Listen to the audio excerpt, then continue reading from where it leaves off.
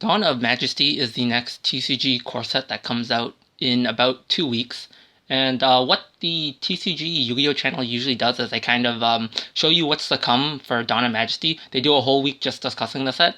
And it's really interesting when you see that they're not actually discussing the support for the cover card of the set, which is Stardust Dragon slash Majestic Dragons. Like, they're only doing Despians and the Gizmek. They're completely ignoring like the Stardust archetype or Majestics and like a lot of the archetypes in here, which is not surprising because they aren't the best in terms of a competitive sense. But it would be really nice if they at least talked about him.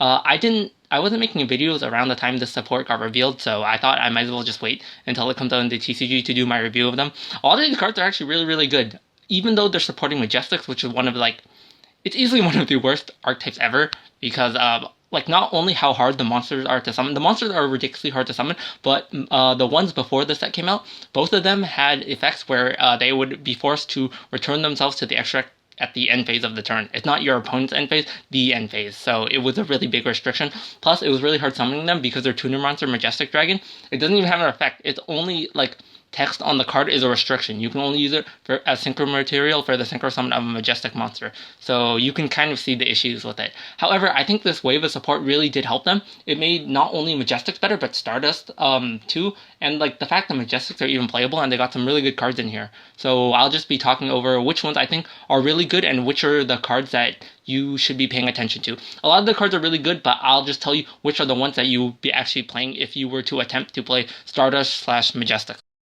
So the new Stardust and Majestics, they got 8 new cards in Dawn of Majesty, plus one other really good card that it's not specifically meant for Stardust or Majestics, but it would help them a ton. It was clearly designed to help synchro decks in general. I'm not going to do a very like long explanation, otherwise the video would be too long. I'll just give brief summaries of what the cards do and like if they're good and if you should play them or not. So Wish Converging Dragon is the first one. He becomes a Majestic Dragon while in the field or in the graveyard, and he can't be used as synchro material except for a Majestic monster. It's a really good thing he treats himself as Majestic Dragon, because if he didn't, then he'd have a lot of problems, because the Majestic synchro monsters require a Majestic Dragon specifically, so that's good. When you draw him, you can reveal him, special summon him from your hand, and if you control a level 8 or higher Dragon Synchro, special summon one level 1 Dragon from your deck, which is really nice because you just summon Protar, and because it doesn't negate the effect, Protar will give you a search if you discard something, which you usually will. So yeah, this is really strong. I wish you didn't have to draw this card. You could just reveal it in your hand if you had it, because that would help with like issues of consistency. However, the new cards won't be a problem with that, because this deck, the support sets us up perfectly so you can draw this card without any worry. The next card is a level 4 tuner monster, Stardust Synchron. I'll just say I love the art. Debris Dragon before was the baby Stardust Dragon, but this is also like baby Stardust Dragon, except it's a machine, which is awesome. If it's in your hand or graveyard, you tribute one monster, special summon him from the graveyard or hand, but you can't special summon synchro monsters for the rest of the turn, and if he's normal special summon, you can add one spell and trap that specifically lists Stardust Dragon in its text from your deck to your hand. Normally this wouldn't be too great, however, they got a bunch of cards they got 4 new spell and traps that specifically list Stardust Dragon in its text that you can search, so that, that's really good, because the old options, if you just have to search those, this wouldn't be that great.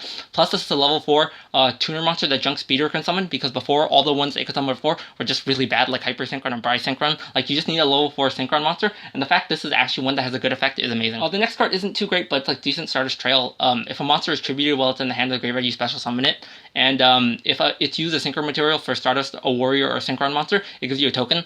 The idea is if you use this and Stardust synchron together, you can summon Stardust Dragon, then special summon the level 1 Stardust token, and that with Majestic Dragon immediately makes Majestic Star. Like, I understand the point of it, but it's like, it just really isn't that useful. Like, in testing, in theory, it's really good, but in testing, it's not that great. Because if you want to do this and start a synchron with, like, 2 cards, you have to use this, make Almirage, and then use the Almirage, tribute the Almirage for starter synchron, but remember, use the Link monster. And Junk Speeder says you can only summon synchro monsters, period, from your extract for the whole turn. So, this isn't really too great.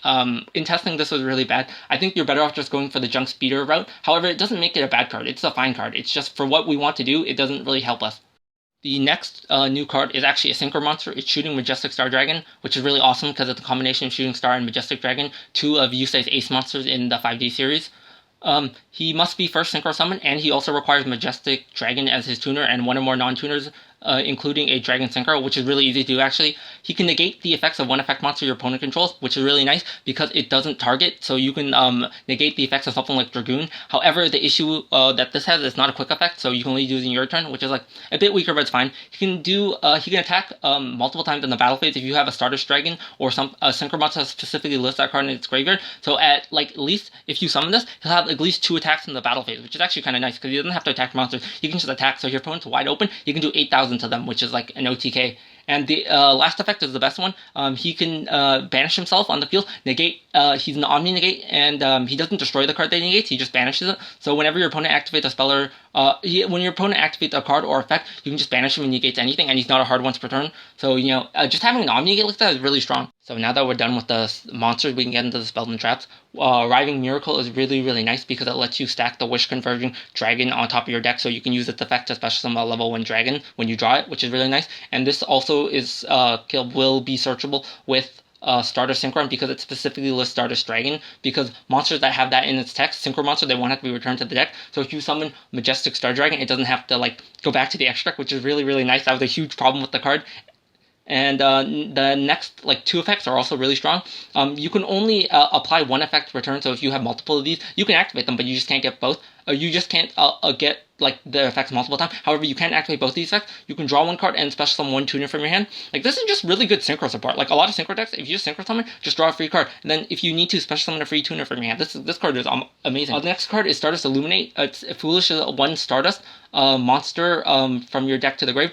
And if you control Stardust Dragon or Synchro that's specifically listed, you can special summon that monster instead.